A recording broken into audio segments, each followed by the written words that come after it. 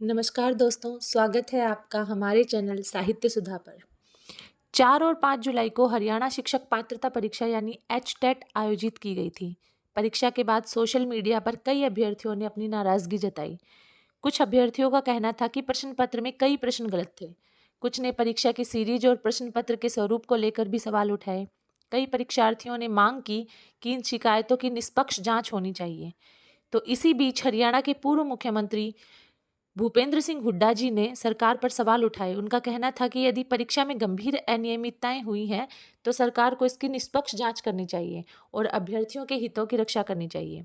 वहीं दूसरी ओर हरियाणा विद्यालय शिक्षा बोर्ड के अध्यक्ष डॉक्टर शंकर लाल धूपड़ जी ने इन आरोपों पर अपना पक्ष रखा। उन्होंने कहा कि बोर्ड का मुख्य उद्देश्य परीक्षा को पूरी तरह निष्पक्ष बनाना और पेपर लीक तथा नकल जैसी घटनाओं को रोकना था।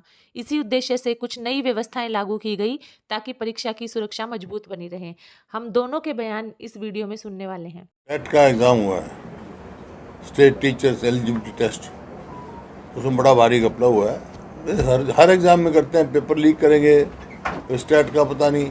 फिर उससे पहले इसका एचपीएससी का पेपर हुआ था, कहीं से 15 क्वेश्चन रिपीट। राजनीतिक सवालों का जवाब नहीं, मैं तो बतौर बोर्ड चेयरमैन मैं आपको जो है बातें बताता हूँ। किसी भी बच्चे का किसी भी प्रकार से नुकसान नहीं होने दिया जाएगा।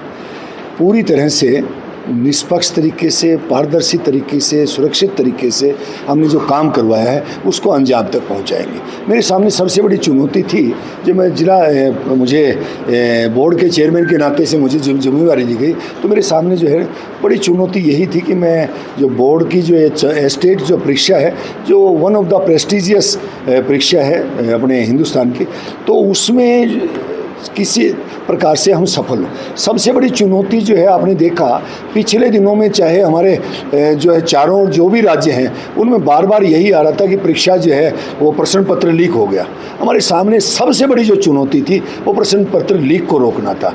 उसके नाते से हमने जो है एक सुरक्षित तरीका एक अपनाया और हमने एक ही कंपनी से जो ये काम जो करवाया, एक ही संस्था से, एक एजेंसी से, तो उससे जो काम करवाया हमने जो है उसमें हो सकता है कुछ एक जो है त्रुटियां हो उस क्वेश्चन पेपर्स में, लेकिन क्योंकि हमें बचाना था इसको नकल से, हमें बचाना था इसको जो है लीक ना हो उससे, तो हमने एक ही एजेंसी पर जो है वो भरोसा जो करके वो काम किया। वो तो कुछ एक जो है त्रुटियां हो सकती हैं, लेकिन अब जो है हम इसमें क्या करेंगे, हम की जो है आंसर की वो डालेंगे।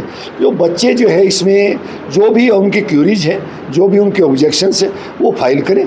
तो वो करने के बाद उससे मतलब उसके पैरेलल भी हो सकता है कि हम एक एक्सपर्ट जो है वो उनकी कमेटी है जो सब्जेक्ट के एक्सपर्ट्स जो हैं उनको ये दिखाएंगे, इन पर बात करेंगे, तो वो जो आकलन करेंगे कि ये जो इनके बारे में क्या विचार किया जाए। मेरा यही कहना है रवि जी, आपके दर्शकों के माध्यम से जो है आपके चैनल के माध्यम से उन लोगों को, उन अभिभावकों को, उन छात्रों को जिन्होंने परीक्षा दी है, तो माफ़ी चाहूँगा, तो उनके माध्यम से मैं जो है कहना चाह रहा हूँ कि कोई भी बच्चा किसी भी प्रकार से नुकसान में नहीं रहेगा, किसी भी प्रकार से उसको नुकसान में नहीं रहने दिया जाएगा।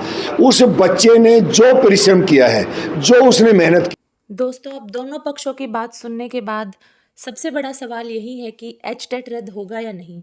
फिलहाल ऐसी कोई आधिकारिक घोषणा नहीं हुई है कि एचटेट परीक्षा रद्द की जा रही हो।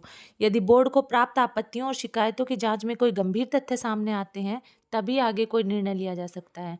इस समय अभ्यर्थियों को सोशल मीडिया पर चल रही अफवाहों पर भरोसा करने की बजाय केवल हरियाणा विद्यालय शिक्षा बोर्ड की आधिकारिक सूचना का इंतजार करना चाहिए। दोस्तों, फिलहाल एचटेट रद्द होने की कोई आधिकारिक पुष्टि नहीं हुई है। विपक्ष अपनी मांग रख रहा है और बोर्ड अपना पक्ष स्पष्ट कर चुका है। अब अंतिम फैसला जांच और आधिकारिक आदेश के आधार पर ही होगा। जैसे ही कोई नया अपडेट आएगा सबसे पहले आपको इसी चैनल पर जानकारी दी जाएगी। अगर आपको यह जानकारी उपयोगी लगी हो तो वीडियो को लाइक करें, चैनल को सब्सक्राइब करें और कमेंट करके ज़रूर बताइए क्या आपको लगता है एचटेट दोबारा होना चाहिए। धन्यवाद, मिलते हैं अगली वीडियो में।